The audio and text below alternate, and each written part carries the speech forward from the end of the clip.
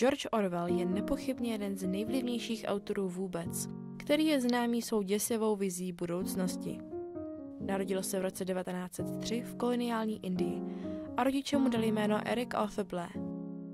Později se rodina přestěhovala do Anglie a tam Orwell vystudoval soukromou školu a následně prestižní Eton College.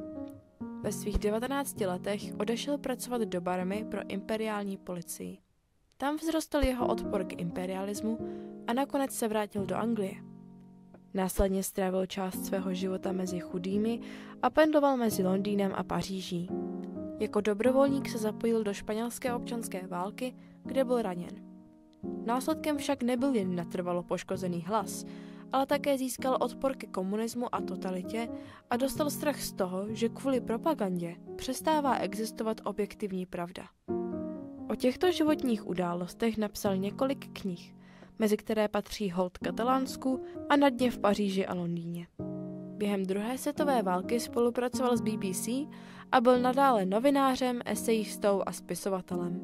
Orwell byl antikapitalista a liberální socialista. Už jen z těchto pojmů lze vyvodit, že se hodně politicky angažoval.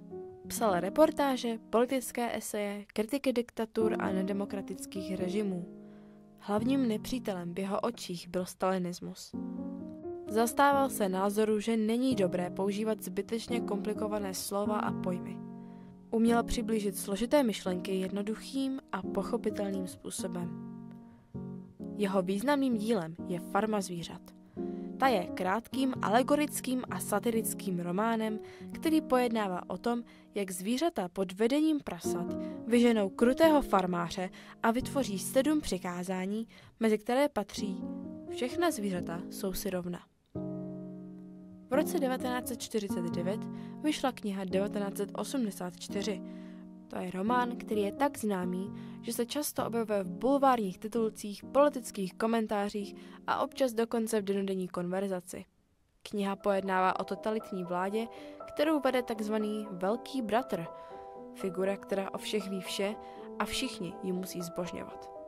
Řeší se v ní omezení lidské svobody, projevu a dokonce myšlení. Orwell sice zemřel v roce 1950, ale jeho odkaz rozhodně nezmizel. Jeho díla můžeme brát jako varování před absolutní nadvládou a ztrátou svobody. A tak se při čtení nezapomeňte zamyslet nad tím, kým nebo čím se necháváte ovládat.